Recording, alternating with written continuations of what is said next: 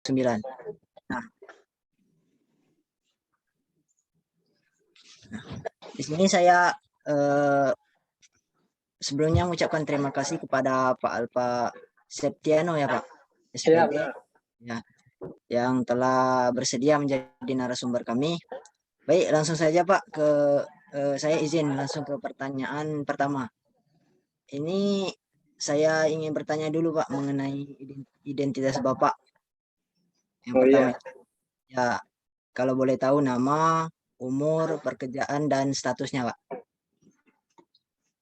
Assalamualaikum warahmatullahi wabarakatuh.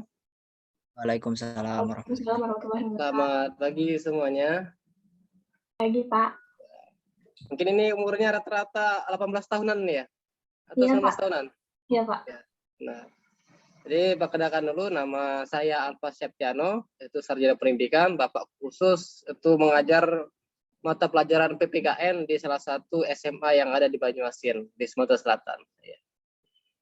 Kalau istri Pak belum punya, anak juga belum punya, ya doakan saja segera kan. Ya. Untuk sekarang Bapak menjadi salah satu guru honorer di SMA tersebut. Nah, kalau seandainya ingin bertanya kembali untuk mengalih informasi tentang Bapak, silakan. Iya Pak. Kalau boleh tahu umurnya berapa sekarang Pak? Kalau umur itu 26. Ya, 26 tahun. Iya, 26 tahun. Tidak muda lagi, tapi belum tua. Ya, baik Pak. Ya. Ini selanjutnya pertanyaan yang kedua Pak. Ini langsung ke materinya Pak mengenai Pancasila dalam kehidupan sehari-hari. Ya, boleh. Saya mau bertanya Pak, menurut Bapak apa itu Pancasila dan maknanya bagi Bapak dalam kehidupan sehari-hari? Ya, kalau Pancasila ya, Pancasila secara teori ini atau secara praktis maksudnya? Secara praktis Pak.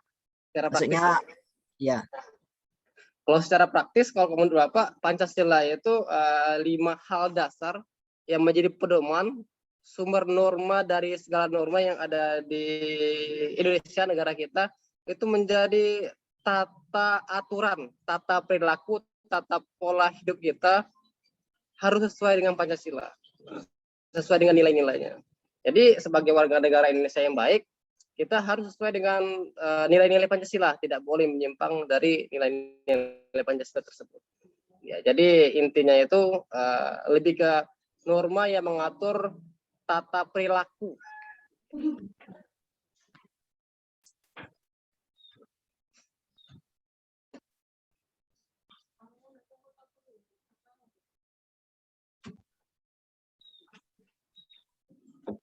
Ya, baik Pak.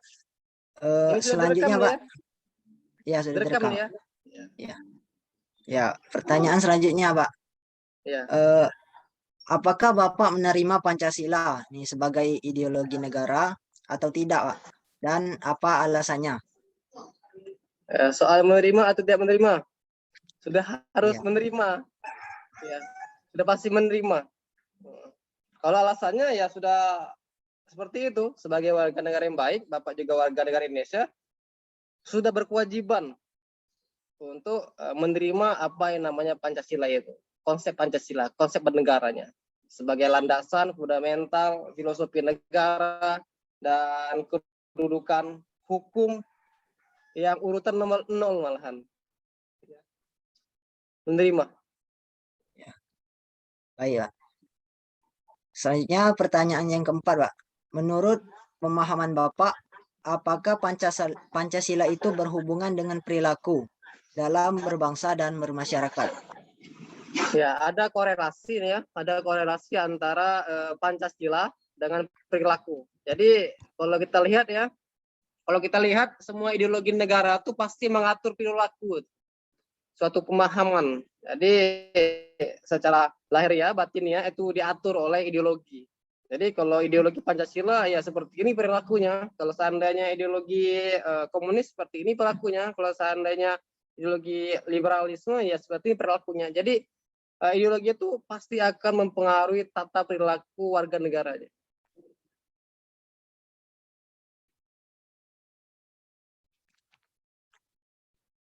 Ya, baik, Pak. Selanjutnya, pertanyaan nomor 5, apakah hubungan Pancasila dengan perilaku Bapak dalam kehidupan sehari-hari? Dan apakah Pancasila itu mendasari perilaku tersebut, Pak? Iya ya. Kalau kita lihat ya, kita harus sebagai warga negara nih ya, dalam ketatanegaraan itu harus menomorsatukan perilaku kita. Perilaku kita yang bagaimana? Perilaku kita harus didasari oleh nilai-nilai Pancasila. Kalau seandainya tidak sesuai dengan perilaku nilai-nilai Pancasila tersebut, artinya ya tidak berpedoman. Jadi ya sebagai warga negara baik, sekali lagi ini ya, sebagai warga negara baik kita sudah harus dan seharusnya dan sebenarnya itu harus didasari, apapun perilaku kita harus didasari oleh nilai-nilai Pancasila. Dan itu lebih ke arah ke nilai dasar dengan nilai dasar dan ke arah nilai praktis. Iya, Pak. Kalau boleh tahu, Pak, apa saja contoh perilaku dalam kehidupan Bapak yang didasari oleh nilai Pancasila, Pak?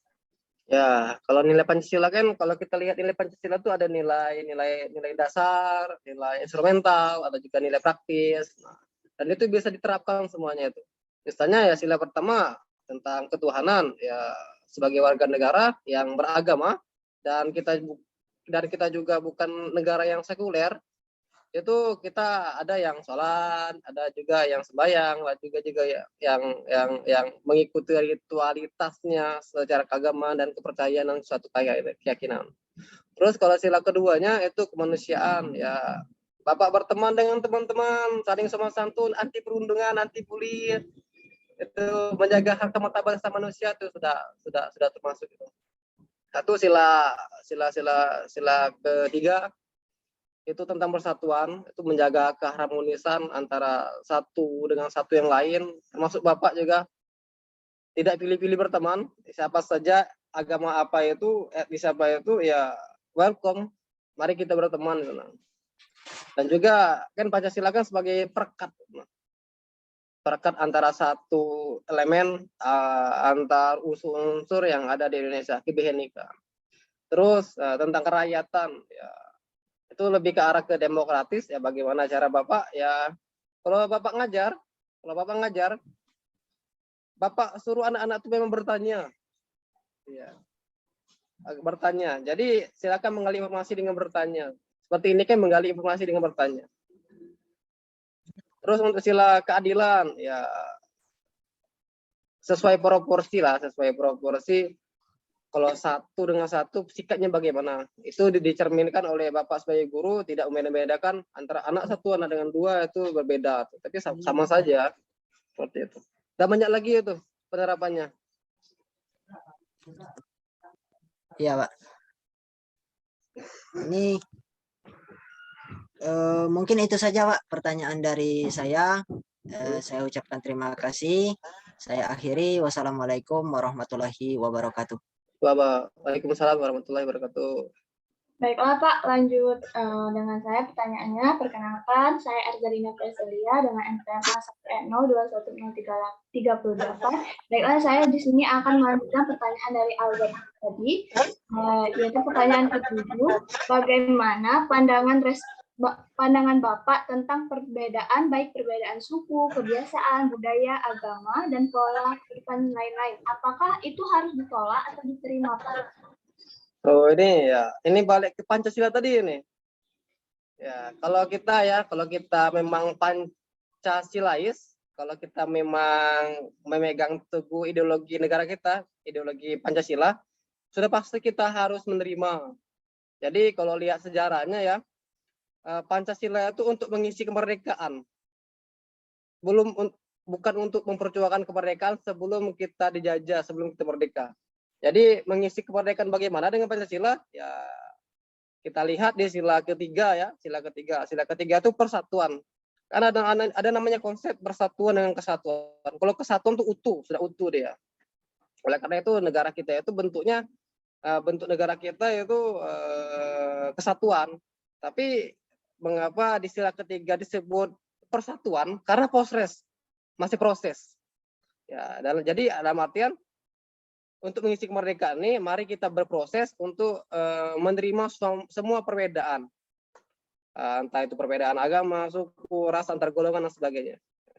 Jadi sudah seharusnya itu, kalau kita seandainya kita memang Pancasilais, kita harus menelaah sila ketiga itu sebagai proses persatuan. Persatuan itu intisarinya proses untuk menuju satu.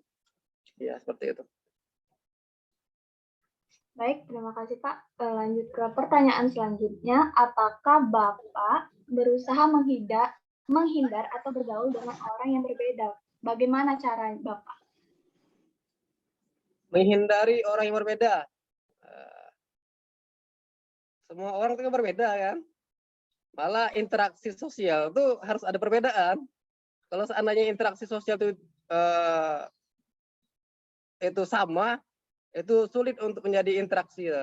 Jadi ada kontak sosial, konflik sosial, interaksi sosial itu kan harus ada komponen-komponen pembedanya, ada perbedaan antara satu individu dengan individu yang lain. Jadi ya sudah seharusnya seperti itu. Baik, untuk pertanyaan selanjutnya, dari berbagai suku, kebiasaan, agama, kebudayaan, dan lainnya, mana yang paling sulit diterima menurut Bapak dan mengapa? Apa tadi? Ulangi. Untuk dari berbagai perbedaan, Pak, misal suku, kebiasaan, agama, kebudayaan, pola perilaku, dan lainnya, mana yang paling sulit diterima dan mengapa? Yang paling sulit diterima itu lebih ke keagamaan, toleransi keagamaan. Disebut tidak? Disebut tidak agama tadi? Iya, Pak. Iya. Jadi yang paling sulit diterima itu perbedaan, karena ya kalau kita menerima bukan sudah pasti kita menghargai gitu nah. Jadi lebih ke arah untuk menerima lebih sulitnya ke keagamaan. Soalnya ini fundamentalnya ini ke arah yang hal yang diyakini, hal yang dipercayai. Tapi kalau seandainya itu suku, kebiasaan, adat, kebudayaan itu lebih mudah diterima karena sifat toleransi kan sudah seharusnya. Tapi untuk masalah keagamaan ini yang menjadi isu untuk sekarang. Dari dulu sampai sekarang isu-isu itu sudah pasti digoreng, dipanggang terus. Jadi tentang keagamaan itu yang paling sulit untuk diterima karena pasti ada yang frontal di sana. Baik, untuk pertanyaan selanjutnya, apakah Pancasila harus diterima atau ditolak sebagai dasar negara dan ideologi bangsa? Kalau Bapak terima, bagaimana cara menerimanya? Dan kalau ditolak, harus diganti dengan apa? Maksudnya apa tadi? Ulangi pertanyaannya. Pancasila, apakah Pancasila harus diterima atau ditolak sebagai dasar negara dan ideologi negara? Kalau diterima, bagaimana cara Bapak menerimanya? Kalau ditolak, mau diganti dengan apa, Pak? Ya, pastinya menerima nih. Kalau udah diterima, Bapak bisa keluar dari NKRI. Ya, kalian juga ya tuh. Sudah jelas kan? Ya, sudah pasti menerima. Sudah pasti harus menerima. Itu memang perjanjian luhur dan semuanya harus ikut itu. Tapi antara masalah ya seandainya apakah bisa ideologi negara Indonesia itu diganti? Bisa diganti.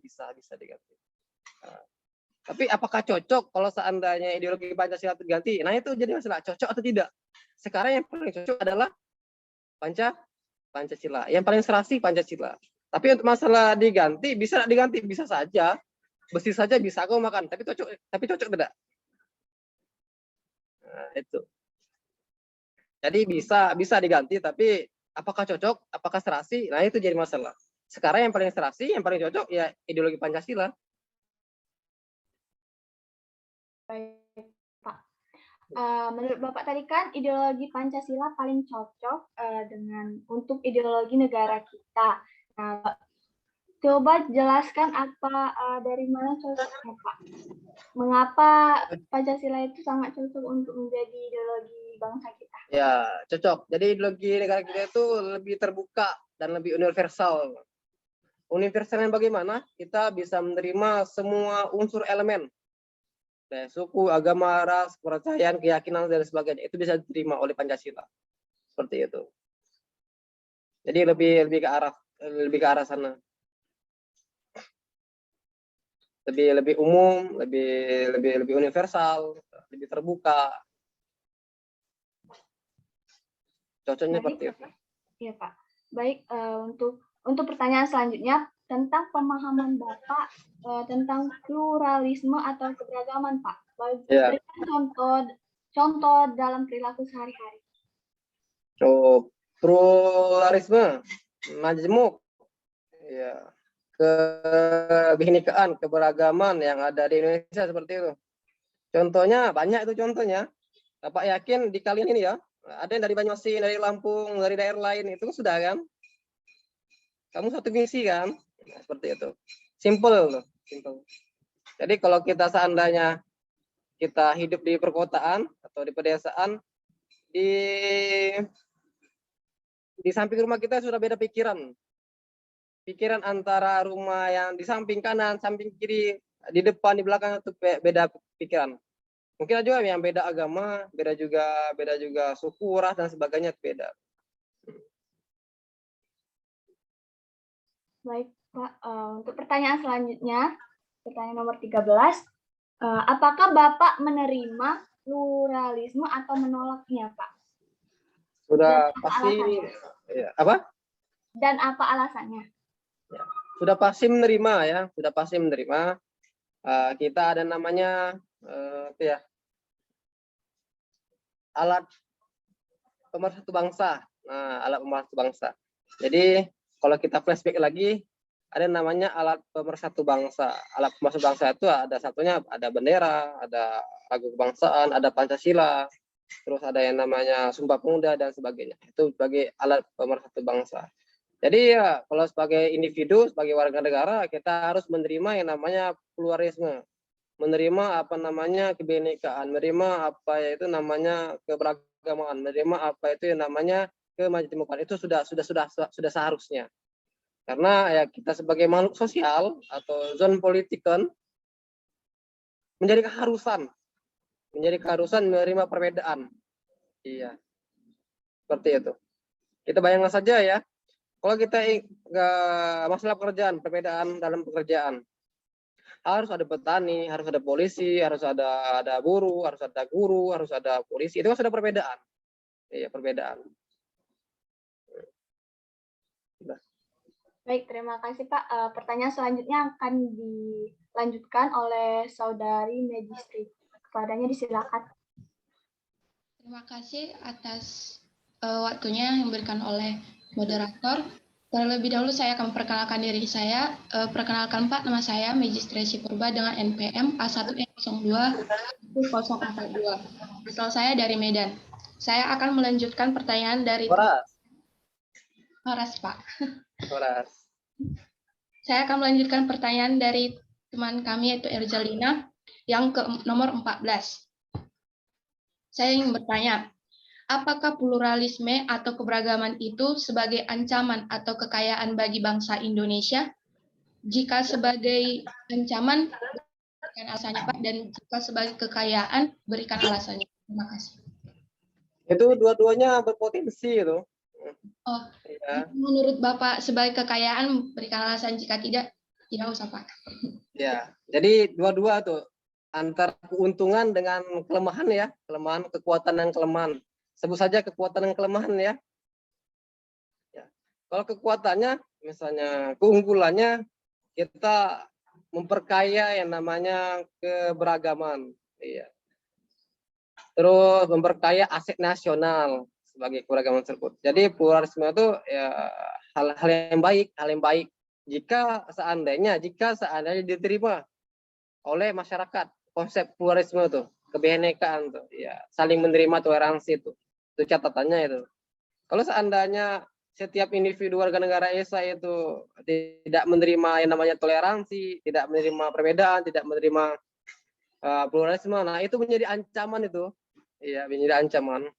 Oleh karena itu dalam konsep berbangsa dan bernegara itu, apalagi di pelajaran sosiologi, ilmu sosial, ilmu politik, ada yang namanya konsep integrasi nasional, juga disintegrasi nasional.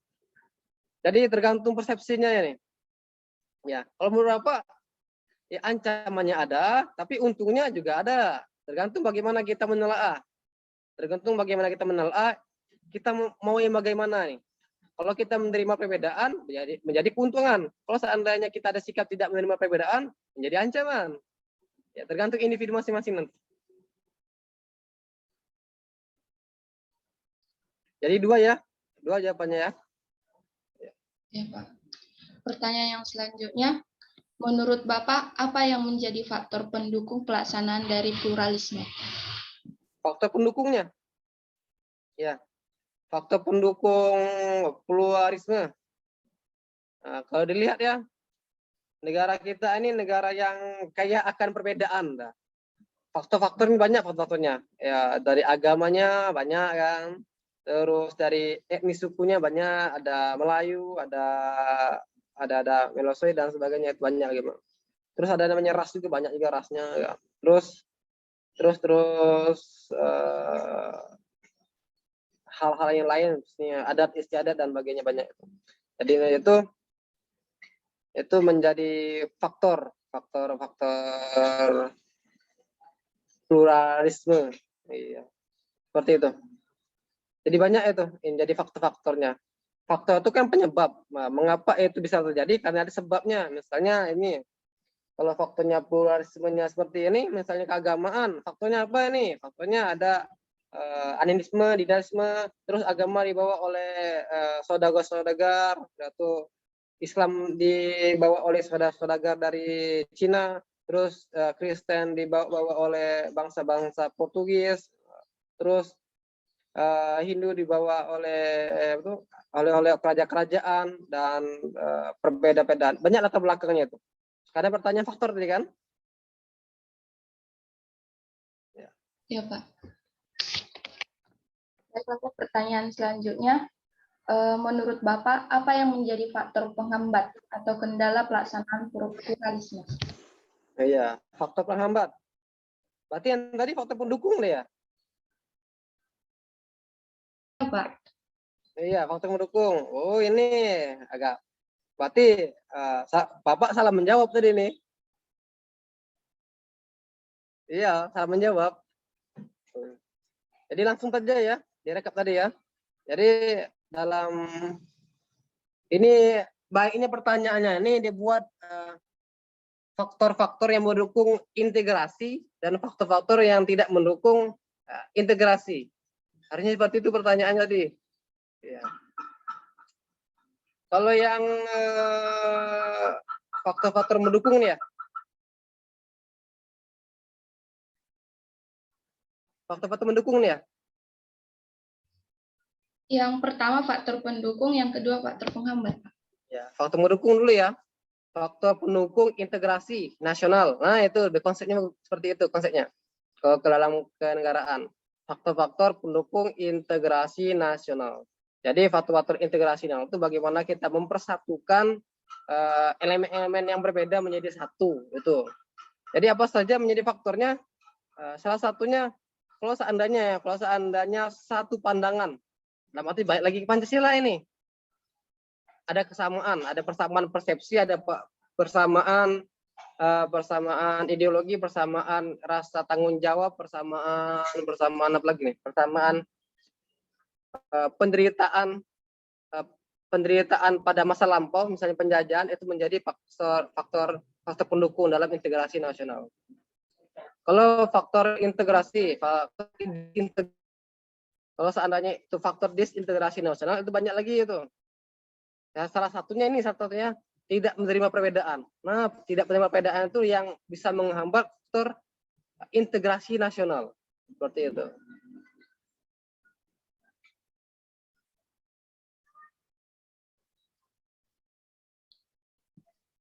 Terima kasih, Pak. Pertanyaan selanjutnya, menurut Bapak, apakah menghormati orang yang berbeda agama atau keyakinan itu perlu? Mengapa dan jika? Menghormati perbedaan agama. Ya, Pak. Ya. Menghormati itu lebih ke arah ke bahasa tubuh, yaitu sopan santunnya atau sikap bagaimana kita menerima perbedaan. Belum tentu kita menjalankan, tapi menghargai saja, batasnya menghargai, toleransi.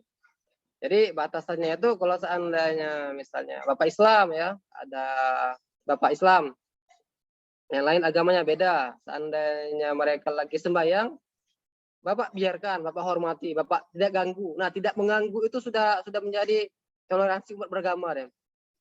Jadi dalam mata pelajaran ya, misalnya ada yang namanya apa namanya itu? Kerukunan. Ada kerukunan umat seagama, kerukunan umat antar agama, ada namanya kerukunan umat antara agama dengan pemerintah. Jadi toleransinya itu harus keras itu.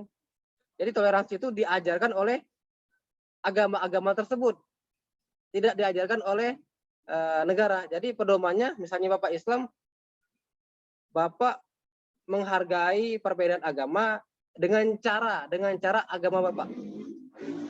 Seperti itu. Misalnya ada orang sembahyang, Bapak biarkan, Bapak hargai, ya. Tetap berteman, tidak apa-apa. Misalnya yang satu Kristen, Bapak lagi sholat, dia menghargai Bapak dengan membiarkan, menghargai, tidak mengganggu. Nah, tidak mengganggu itu kata kuncinya. Sekarang kan isu-isunya itu lebih ke arah kalau seandainya diganggu, nah diganggu itu yang tidak menghargai. Jadi bagaimana kita cara menghargai perbedaan agama dalam segi ritualitas atau mereka cara beribadah itu dengan cara menghargai, tidak mengganggu saja, tidak mengganggu, tidak diganggu gitu. Bisa jadi kalau seandainya difasilitasi, misalnya seperti ini di Jakarta ya, di Jakarta kalau lagi di Jakarta itu ada masjid ya, masjid di Jakarta tuh apa namanya Pak lupa, Masjid Istiqlal. Nah, di Masjid Istiqlal tuh kalau seandainya sholat Idul Adha itu lapangan parkirnya kan penuh kan, jadi lapangan parkir itu dialihkan kepada gereja yang sebelahnya. Nah, boleh seperti itu, bagus itu. Sudah saling menghargai itu. Tapi kalau seandainya perayaan Natal, parkirnya sempit kan, jadi parkir itu dialihkan ke Masjid Istiqlal seperti itu. Itu sudah satu harmoni yang sangat luar biasa. Bapak juga sebagai di sekolah itu pembina asrama, jadi pembina asrama itu banyak anak-anaknya, ada yang Hindu, ada yang Kristen, ada yang Islam, dan sebagainya. Itu mereka saling menghargai, saling menghargainya, tidak mengganggu. Malah anak-anak ini kalau seandainya non Muslim itu mengingatkan yang sholat, paling tidak bangun di subuh. Nah, banyak anak-anak yang agama Hindu itu dia tuh ada kebiasaan bangun pagi. Bangun pagi itu mereka bangun nih kawan-kawannya yang Muslim itu. Itu yang menjadi keharmonisan yang harusnya. Tapi minimal tidak mengganggu. Bagaimana cara kita menghargainya? Minimal tidak mengganggu itu saja. Tapi banyak lagi penjabarannya ini. Terima kasih atas jawaban. Pertanyaan yang selanjutnya, setujukah Bapak bila Pancasila sebagai ideologi negara? Setuju? Ulangi pertanyaannya. Setujukah Bapak bila Pancasila sebagai ideologi negara? Jika setuju, mengapa? Ya, setuju. Jadi Pancasila itu banyak kedudukannya seperti. Jadi Pancasila itu sebagai ideologi, sebagai pandangan, sebagai sumber rukun dan sebagainya. Jadi ya harus setuju. Alasannya ya banyak alasannya. Iya. Kalau seandainya Bapak tidak setuju, berarti Bapak tidak bisa ngajar PPKN ini di SMA. Kalau seandainya Bapak tidak setuju, mungkin tidak dijadikan narasumber nih dalam wawancara kalian ini. Kalau seandainya Bapak tidak setuju dengan Pancasila, ya Bapak keluar dari NKRI berarti ya. Iya. Bisa alasannya, Pak? Jika setuju. Apa? Alasannya, Pak? Alasannya? Pak. Alasan yang mendalam ya. Ini alasan lebih personal nih. Alasan yang lebih ke personal. Menurut Bapak secara pribadi ya, Bapak mempelajari konsep Pancasila itu karena banyak baiknya nih. Baiknya ini Bapak kan di kehidupan sehari-hari. Jadi kalau seandainya kita lihat di sila-sila Pancasila, nilai instrumental, nilai dasar, nilai praktis, terus ada butir-butir Pancasila, tidak ada yang buruk di sana. Jadi kalau seandainya kita terapkan, apa salahnya gitu. Dan itu menjadi keharusan bagi warga negara Indonesia. Terima kasih, Pak. Pertanyaan selanjutnya, bagi Bapak yang menyatakan tetap mempertahankan ideologi Pancasila, udah Pak. Saya akan memberikan pertanyaan selanjutnya akan dilanjutkan oleh teman kami. Terima kasih Pak atas waktunya. Ya, sama-sama. Baiklah, pertanyaan selanjutnya akan dilanjutkan oleh Akil. Akil dipersilakan. Erzalina angkatan berapa? Apa, Pak? Erzalina angkatan berapa? Angkatan 15, angkatan SMA, Pak. Angkatan berapa? Iya, SMA. 15, Kak. 15 Sparta, ya? Kak. Oh, Sparta. Walah. Ini ya, Erzalina nih wali kelasnya Pak nih waktu kelas 11. Sparta. Ya, Kak. Ya, lanjut ke Muhammad ya. Ya. Oke, baiklah.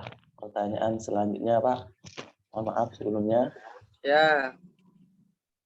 Pertanyaan selanjutnya, bagi Bapak yang setuju dengan ideologi Pancasila, apakah Bapak ada keinginan untuk menolak juga, Pak? Kalau setuju Bapak banyak alasannya nih. Ini. Ya. Kalau setuju dengan Pancasila Bapak banyak alasan ini. Tapi kalau seandainya menolak, Bapak tidak ada alasan untuk menolak untuk Pancasila. Ya, tidak ada alasan satupun untuk menolak Pancasila bagi Pak, tidak ada. Oke, baik Pak. Terima kasih Pak. Iya. Selanjutnya, jika ideologi Pancasila ini diganti dengan ideologi yang berdasarkan agama, apakah perlu digali alasannya, Pak? Baik yang setuju atau tidak setuju? Ya, ini isu-isu tentang keagamaan ya. Ini isu keagamaan nih.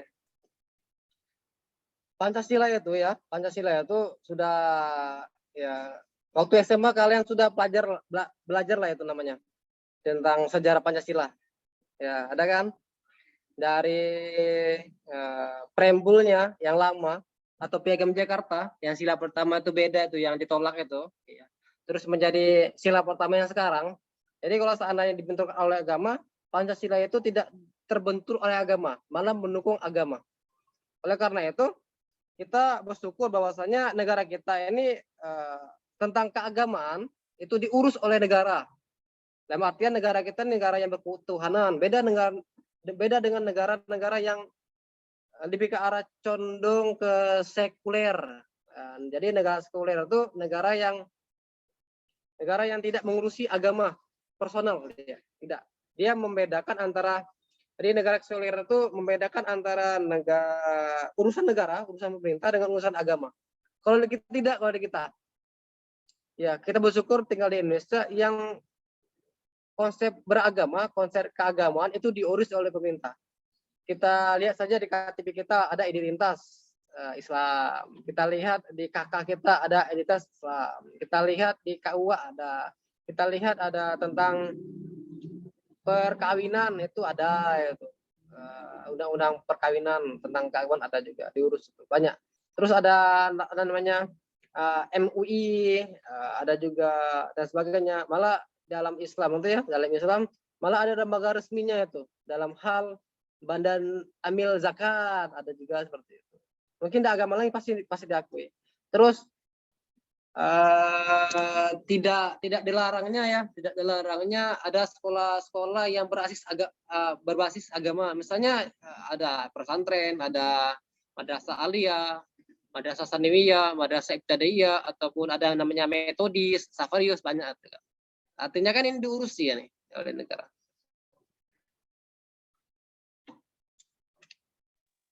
Baik Pak, berarti Bapak Tidak setuju karena dalam Pancasila itu sudah ada ya Pak.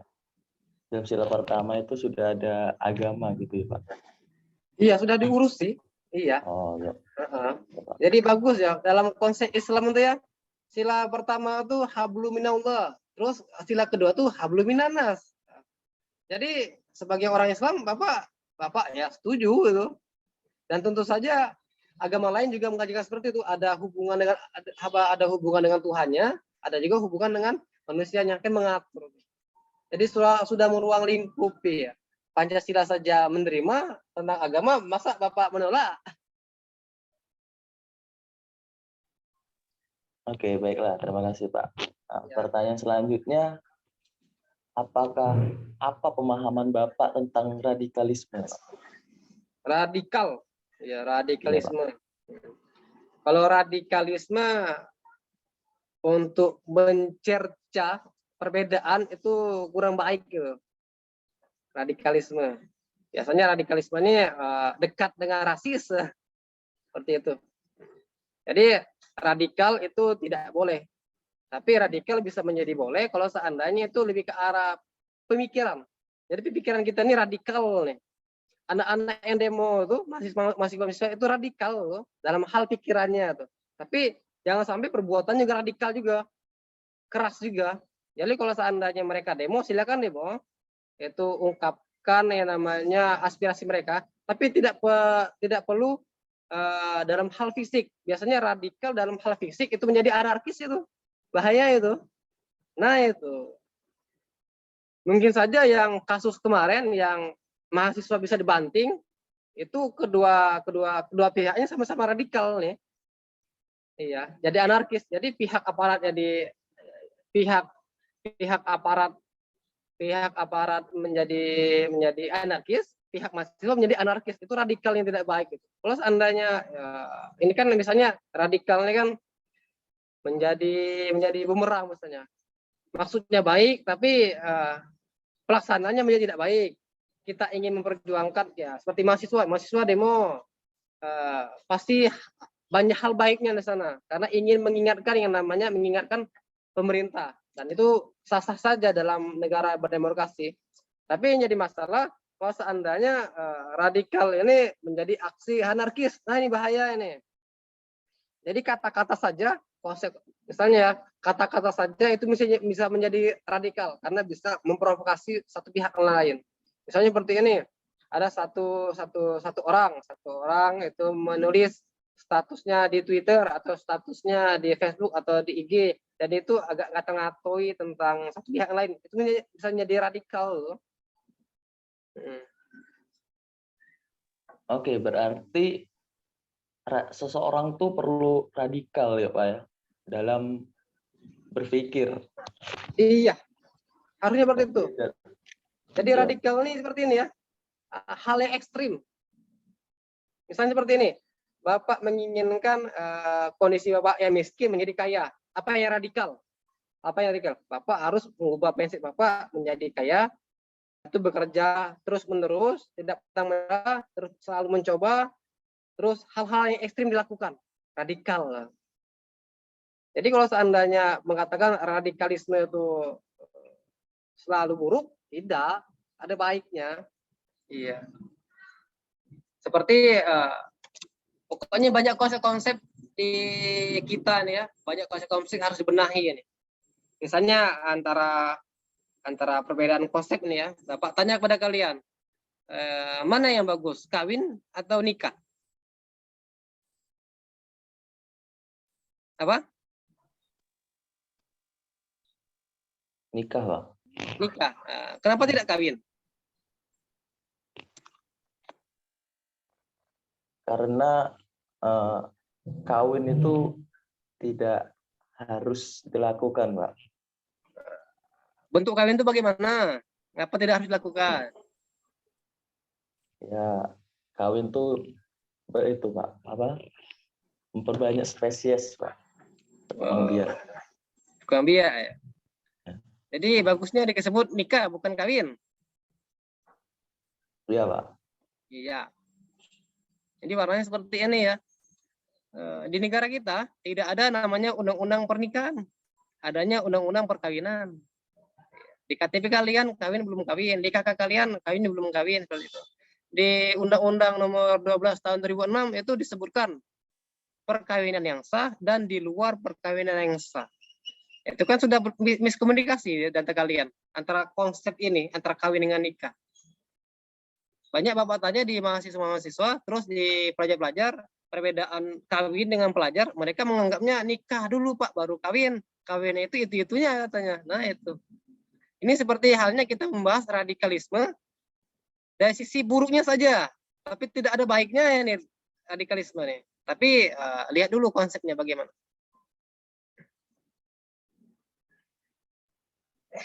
Baik Pak. Ya. Apakah setiap perjuangan yang melalui cara radikal itu pasti berhasil, Pak? Apa alasannya, Pak? Ya.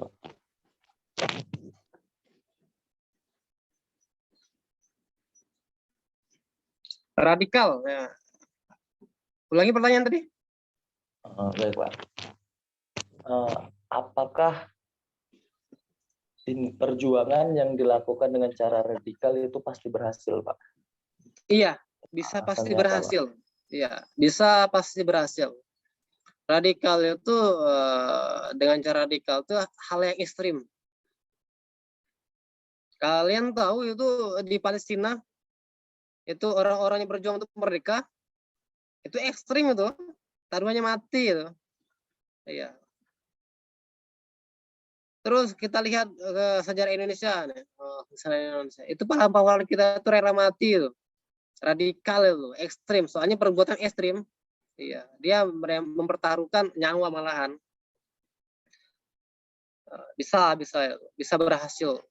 Terus misalnya ya apa ini sejarahnya? Sejarah Bapak Habibie ini, zaman Pak Habibie ya. Itu Timur Leste, Timur Leste.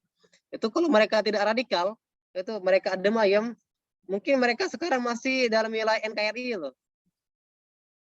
Iya, tapi berhubung mereka radikal keras, itu pemikirannya keras, ekstrim juga, mereka pengen pisah dengan NKRI, bisa mereka berhasil, mereka mendirikan negara sendiri.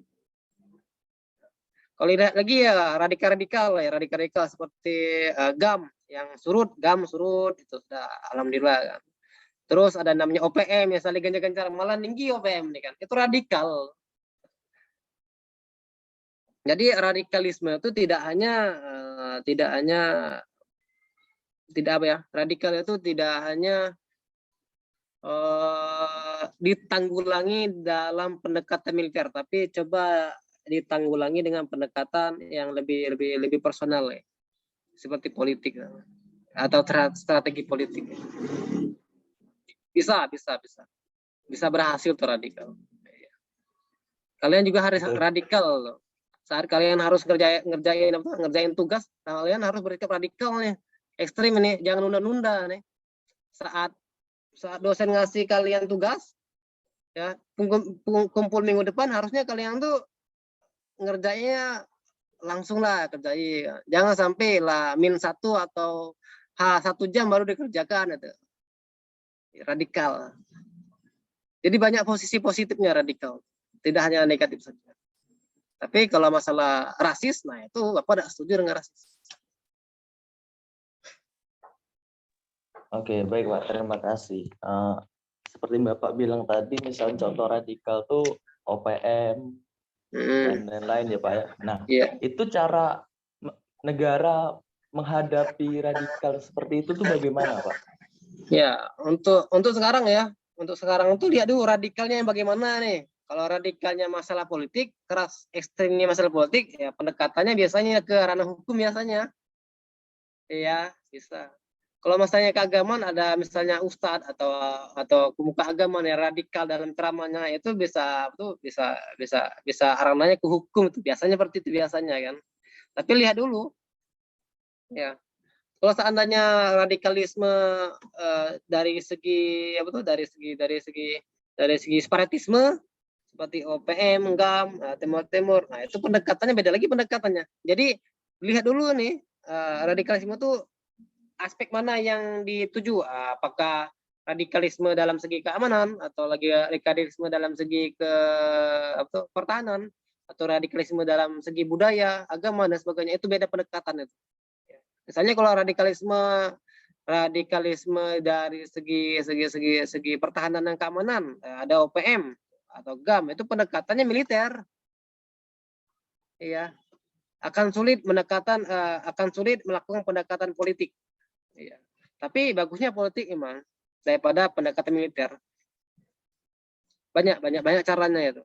Tergantung yang berwenang itu bagaimana. Oke, baik Pak. Ya. Pertanyaan selanjutnya Pak, bagaimana Bapak memaknai nilai-nilai dari sila-sila dalam Pancasila dalam hubungannya dengan tradisi? Ya. Kalau hubungannya seperti apa ya? Hubungannya itu memiliki yang bertolak belakang. Jadi kalau seandainya kita mengkaji kebaikan radikal, itu bisa satu visi dengan Pancasila. Tapi kalau seandainya kita mengkaji keburukan radikalisme atau keburukan radikal, itu menjadi tolak belakang dari Pancasila. Seperti itu. Jadi jangan sampai kita mengejas seperti ini ya, mengejas bahwa radikal ini buruk semua. Kita lupa bahwasanya negara kita ini ada karena radikal juga orang-orangnya. Kalau tidak diisi orang-orang radikal itu pejuang-pejuangnya lempem semua itu. Iya. Itu kalau seandainya kampus itu di kampus itu tidak ada mahasiswa yang radikal, yang ekstrim, itu mungkin nggak ada itu yang mau jadi presma, gukma, atau tidak ada yang mau ngumpuli isu untuk demo-demo. Iya. Jadi banyak itu. Jadi lihat dulu kebaikannya, apa kebaikan radikalisme dan juga apa itu keburukan radikalisme. Kalau kebaikannya ya bisa saja atau dikaitkan dengan selaras dengan Pancasila. Karena Pancasila itu untuk mengisi perjuangan. Ingat lagi bahwa Pancasila itu untuk mengisi perjuangan. Oke, baik Pak, terima kasih. Dan pertanyaan selanjutnya, menurut Bapak, apakah hanya Pancasila, hanya ideologi Pancasila itu yang bisa memperkokoh dan memperkuat Indonesia, atau harus diganti, Pak? Ya, lagi ini pertanyaan siapa lagi ya nih, masalah diganti-ganti. Ya. Jadi kalau salah diganti ya, ada pertanyaan, bisa tidak Pancasila ini diganti dengan ideologi lain? Bisa. Cocok tidak? Serasi tidak? Nah itu jadi masalahnya. Sekarang yang paling cocok, yang paling serasi adalah Pancasila. Kalau diganti dengan ideologi ya kita harus ada konsep ideologi yang lebih baik lagi dari Pancasila. Itu. Dan kita lihat kalau seandainya kita mau ganti komunis, kita ada musuh itu di komunis. Iya, ada musuh. Walaupun itu diterima besar-besaran waktu zaman Pak Soekarno, ya Bapak Soekarno pada zaman tersebut komunis diterima, tapi sekarang itu komunis dimusuhi sampai sekarang. Maka malah ada namanya tab MPR-nya. Tabnya sudah jelas itu. Seperti itu. Kalau seandainya ideologi digantikan liberalisme, ya tidak bagus juga, tidak sesuai dengan kita itu. Kalau liberalisme itu akan menyisikan aspek-aspek keagamaan kita. Iya. Jadi kita bisa jadi menjadi negara sekuler nih, ya, tidak bagus juga. Seperti itu.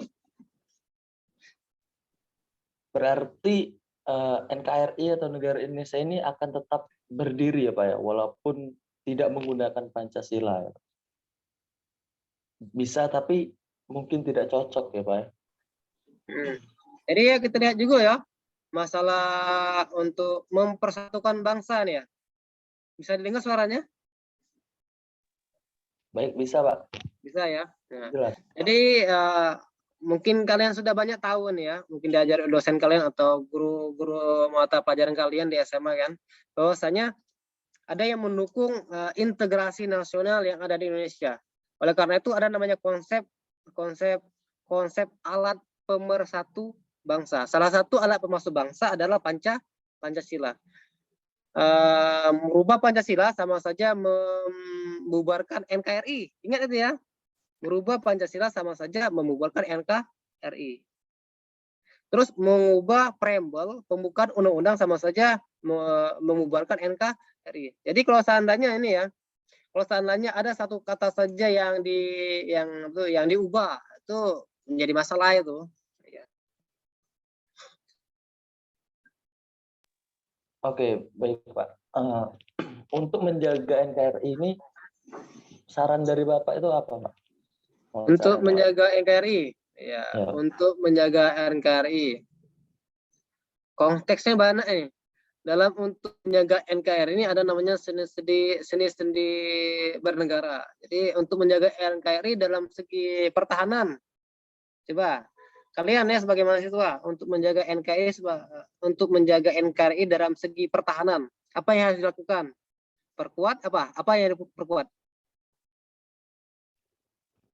Persatuan, Pak. Dalam segi pertahanan. Oh. Ya, siapa yang menjaga pertahanan kita? Itu TNI. Nah, itu. Kalau sekarang itu ya, kalau seandainya kita ingin menjaga NKRI dalam segi pertahanan, kita harus perkuat TNI kita, TNI AD, AU, AR dan sebagainya. Malah sekarang tuh Kementerian Pertahanan itu ada apa tuh? Ada program adanya komponen cadangan, itu bagus tuh. Kita ingin menjaga NKRI dalam segi keamanan. Kita harus lihat dulu aparatnya. Kita perkuat kepolisiannya, kita perkuat satpamnya, kita perkuat juga Satpol PP dan sebagainya. Tapi tidak lupa kita juga harus mendukung. Ya. Terus kalau seandainya kita menjaga NKRI ini dalam segi budaya, nah apa yang kita harus jaga budaya nih? Sebagai kita harus belajar budaya, kita lestarikan budaya dan sebagainya. Kalau seandainya kita ingin menjaga NKRI dalam segi budaya, politik apa yang harus kita lakukan untuk menjaga ini. Jadi untuk menjaga NKRI ini banyak aspeknya nih. Apa dulu yang harus kita bicarakan? Karena kita ada namanya seni-seni bernegara. Itu apa namanya? Singkatannya itu IPOLEK Sosbud Hamkam. Kalau seandainya IPOLEK, nah ideologi, politik, ekonomi, sosial budaya, pertahanan keamanan. Kalau seandainya kita menjaga NKRI dalam segi ekonomi, apa yang kita harus perbuat ini? Nah, sekarang ekonomi kita lemah nih. Bagaimana kita untuk menjaga NKRI ini biar ekonominya kuat ini? Bagaimana ini? Seperti itu.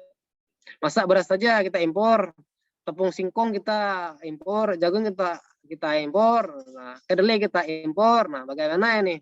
Mana yang berdaulat nih?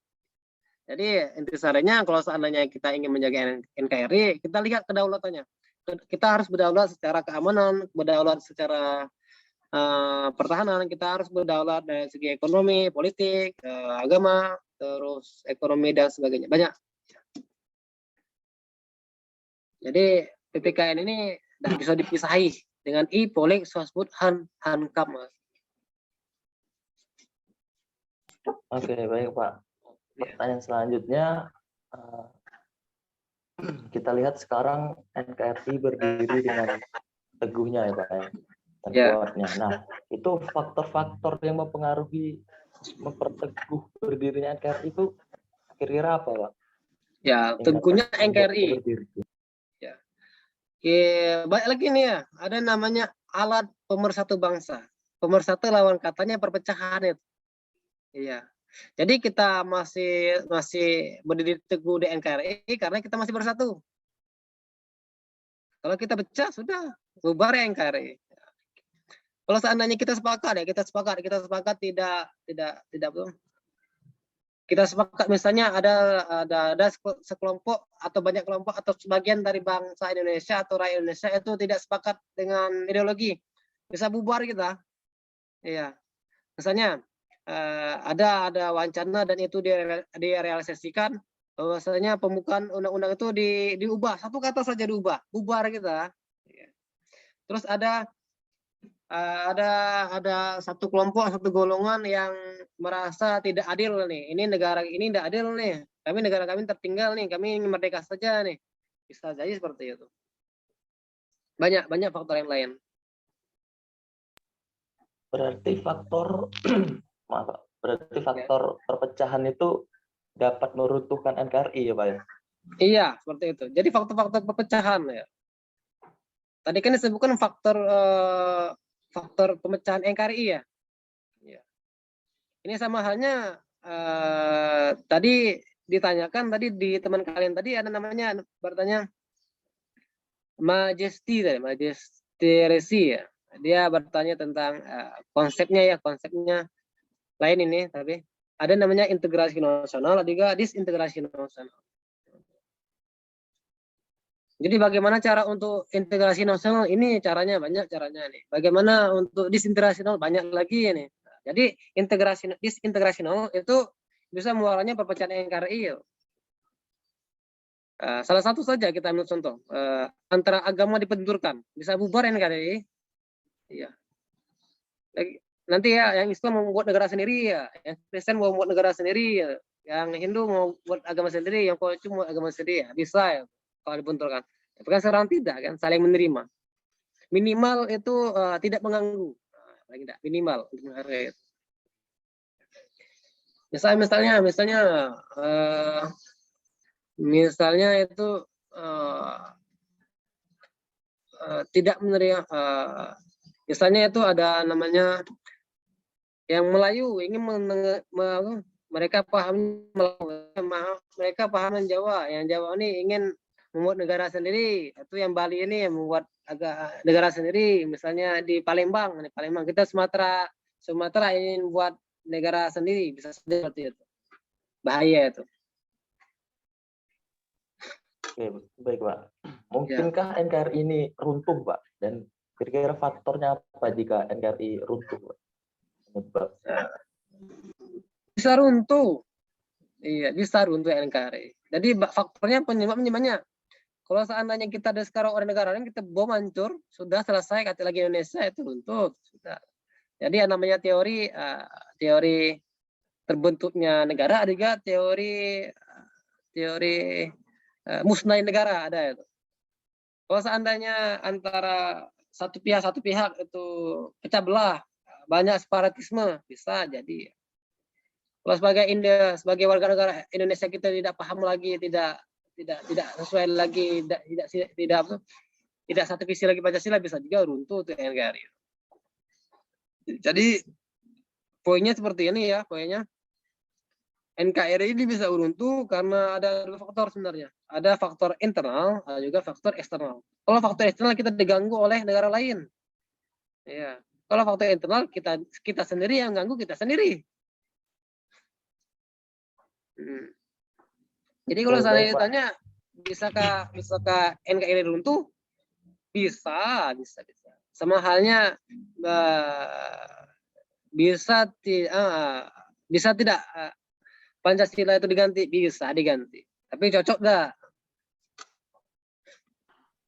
Oh, oke. Baik Pak. Ini pertanyaan terakhir. Mungkin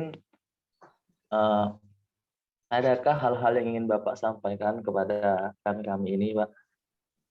Untuk penutupan Pak. Pertanyaan terakhir. Ya. Saran atau apa Pak? Oke, lihat. Sarannya bagaimana? Semua ini Pak. Saran bagaimana? Ya. Saran belajar. Ya, Pak. Apapun itu halnya. Mungkin ingin menyampaikan saran agar belajar lebih baik atau jadi warga negara yang lebih baik. Baik Pak, terima kasih Pak. Ya, ada saran ya. Bagaimana kita dalam hal bela negara. Nah, bela negara saja, bela negara. Jadi bela negara itu sesuai proporsinya. Berhubung kalian mahasiswa belajar, ya jangan banyak main game, main TikTok, main IG, main apa tuh yang enggak ada manfaatnya. Jadi kalian belajar, ada tugas kamu kerjakan, kamu tekuni belajar tuh. setiap mata kuliah itu pasti adanya poin-poin penting, kamu pelajari poin-poinnya. Kamu ada buku, silakan baca buku. Jadi satu semester itu satu mata kuliah itu satu buku biasanya. Nah, buku tuh kamu pelajari sampai habis itu.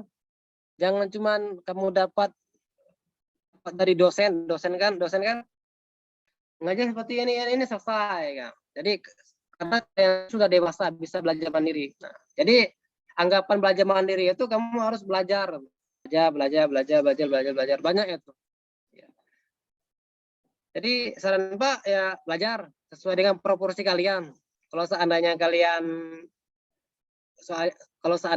di sini semuanya betul profesinya beda lagi sarannya. Tapi berhubung profesi kalian, pekerjaan kalian untuk mahasiswa ya belajar. Ya, jangan banyak main. Ya. Oke, baik Pak. Terima kasih atas sarannya. Dikembalikan ke Erjalina, Pak. Terima kasih. Baiklah, terima kasih untuk Pak Alpa atas waktunya yang telah memberikan kami untuk mewawancari Bapak menjadi narasumber kami. Kami ucapkan terima kasih. Apabila kami ada salah, kami mohon maaf. Kepada Allah kami mohon ampun. Saya akhiri. Wassalamualaikum warahmatullahi wabarakatuh. Waalaikumsalam warahmatullahi wabarakatuh.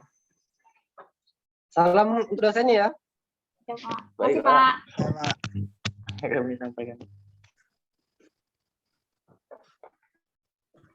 Sebelum kita leave dari ruang Zoom, lebih baik kita foto dulu Pak sebagai sesi dokumentasi.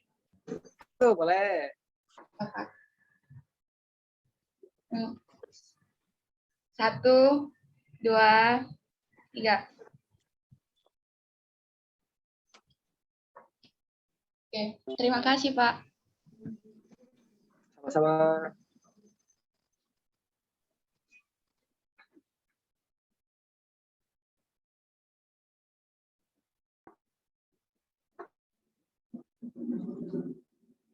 Sudah bisa live ini?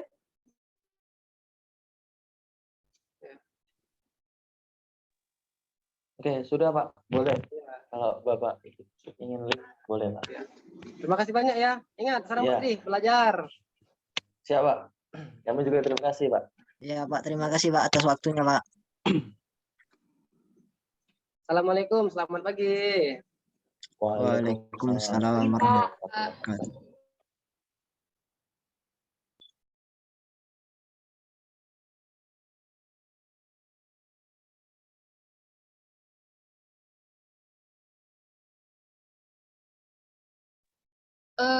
Guys.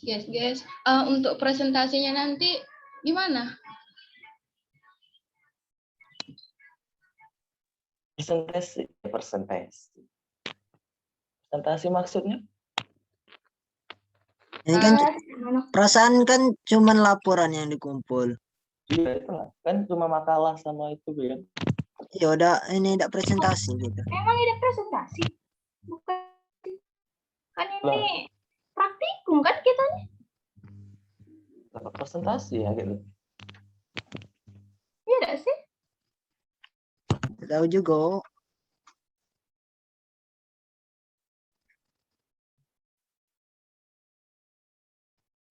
Coba lihat.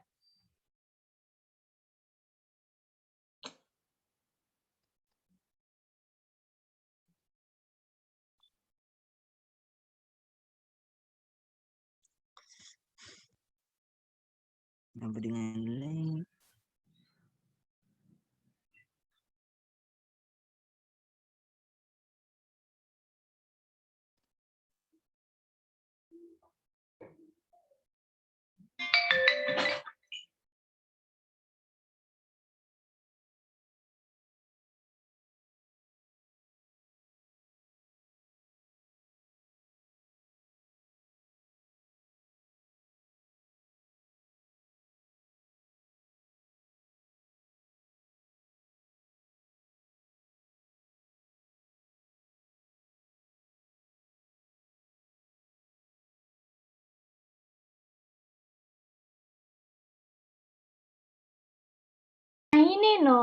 Ini nah. Tugas akan mulai dipresentasikan pada hari Rabu tanggal 27 Oktober. Galuh-galuh apa? setiap sih kelompok kok. seminggu sekali yang kayak bahasa Inggris. Alhamdulillah. Tidak galau-galau. Tapi random kan? Nah itulah itu urutan siap-siap lah berarti. Mungkin maksud Ibu itu mulai dikumpulkan mulai tanggal 27 mungkin. Tanggal 25 terakhir. 25 terakhir ngumpulnya tuh. Presentasi kita mulai tanggal 27. 27 kan hari tapi 7. Oh ya, hari Rabu benar lah.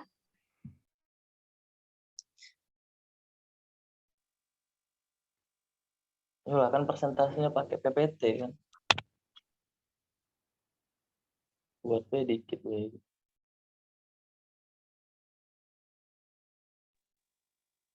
Yo mau PPT-nya tuh sak mana? Apa yang Kalau diisi?